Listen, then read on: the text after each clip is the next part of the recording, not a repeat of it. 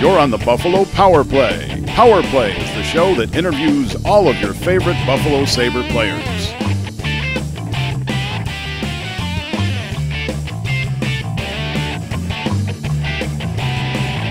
This week's guest, Buffalo Sabres goalie Ryan Miller.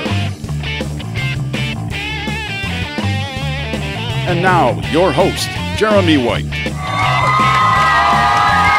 Good evening, and welcome to Buffalo Power Play, the show that profiles and interviews your favorite Buffalo Sabres players. My name is Jeremy White. Our guest tonight is Sabres goaltender Ryan Miller. We are at Jack Astor's in the Walden Galleria, and we've packed him in here at the Walden Galleria. They've renovated Jack Astor's, so make it a stop along the way. Jack Astor's spacious and happy hour specials Monday through Friday, 4 to 8, with $3 beer specials. We'll waste no time and welcome Ryan Miller to the show. And there's any number of places we could start. I first wanted to ask you, because I read a story about how you started as a goaltender, because lots of players, you show up, you put on skates the first time ever. How did you arrive as a goaltender in hockey? I think it just started with like a mild obsession with goalies.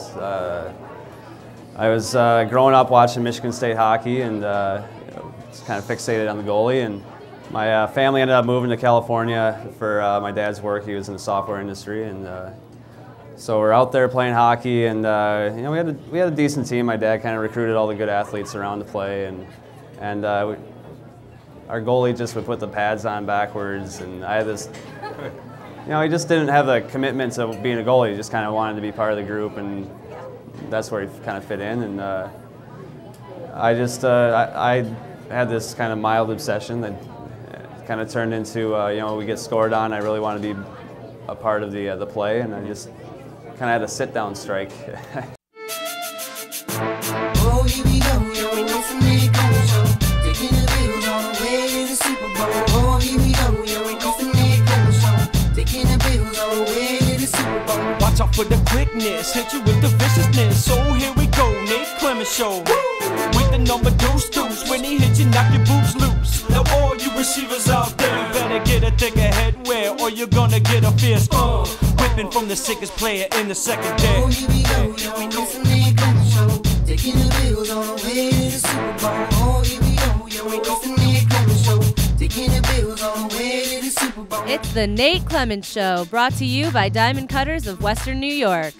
This week's guest, star receiver Lee Evans. Plus, we visit the Lee Evans Show and the Taco Bell exclusive access report. Now, your host, Dave Yates. Hello, everybody, and welcome once again to the Nate Clemens Show, brought to you by Diamond Cutters of Western New York. We are at Metzger's Pub, 4135 Seneca Street in West Seneca, New York. Let's talk about how tough it is to handle this after Sunday.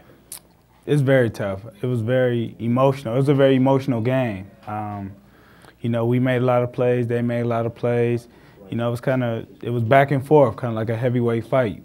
Both teams competing, both teams fighting, and in the end, they made one more play than we did, and they got the victory. It's a new era, new year. Best to have some big fears when you step up in here. It's a new era, new year. Best to have some big fears when you step up in here. So you think you got what it takes to bring it in my cage, and you'll get a bunch of bad clouds in your face. Smashing and damaging past a Lynch can run it out the back. What you wanna do, wanna feel best in you. Leave you shook, this game, about to end your year. Leaving all linebackers with no man. Blindside, clothesline, put you on your backside. Roadkill, leave your teammates to flip the bill. It's a new era, new year. Best to have some big fears when you step up in here. It's a new era, new year. Best to have some big fears when you step up in here. It's number 66, it stands for 6'6", 325, boy, like a wall of bricks. We got the backfield covered, son. Red, white, and blue, we number one. Throwing touchdowns, we get it done. C-double-D, and you best to run, run, run, run. Tonight from Buffalo Wild Wings, it's the Derek Dockery Show, brought to you by Diamond Cutters of Western New York. This week's guest, Bill's Corner, Terrence McGee. And now, your host, Steve Warzela. Good evening and welcome to another edition of the Derek Dockery Show, brought to you by Diamond Cutters of Western New York. Now, in what areas do you feel the team maybe needs improvement in the weeks ahead to make the serious playoff push? You just got to make more plays. I know, speaking defensive-wise, I mean, that's our goal. We at least want to make 2 or 3 turnovers a game. So I think as long as we play good, solid defense and get some turnovers, you know, we'll be all right. Derek, offensively? Just be more consistent. Score more points, control the clock more, time of possession, and just win. Bottom line, by any means necessary, just win.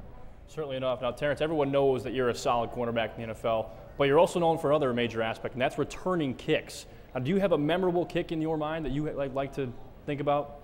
Yeah, I don't like to think about it, but probably the most memorable would be the New England, my first kickoff return. So, you know, that was very special. My mom, she was at the game. She was able to see it. So that's probably the one that sticks out in my head the most.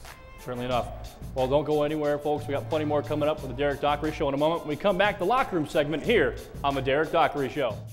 Welcome back to the Derek Dockery Show, brought to you by Diamond Cutters of Western New York. We're here at Aces Limousine, and I'm here with George Wilson. George, last year you were a receiver for our team, and now you're playing safety for our team. Tell us about the transition, and what do you attribute your success to? The biggest transition has been going from running forward to backpedaling and breaking on what you see. When I first made the move, I knew it was going to be a challenge, but I knew that I used the analogy that Rome wasn't built in a day. I knew that I didn't have to be preparing for a season that would be beginning in a month, so I knew I had time to perfect my craft and to work on the little things that would help me to be a better defensive back. And from day one, my position coach, as well as guys in the DB room, have really done a tremendous job of helping me out, helping me to minimize the thinking process out there on the field so I can react to what I see and be in position to make plays. So just taking it day by day, brick by brick, I've been able to work to where I am today. Why is it acceptable to walk around the locker room naked? But if I was to come to your house and want to free myself, it would be unacceptable. That's a good question. Good question, man. I mean, but had I already seen you naked? Because if I had already, all right, so if I've already seen you naked, I wouldn't mind. Just don't sit on my couches. Okay. Or play with my cat. Okay. All right, okay. Now, why is it acceptable after a big play for you to give somebody a tap on the butt? But if I was to buy a new car or have like a fresh outfit, I couldn't get one of this. That's something deep embedded in human mind. I don't know what it is. It's something in the psyche where, if I do that to you. Yeah, yeah. Like in an interview, it's just wrong, right? Yeah. Yeah. Like you should have felt him clench up right there.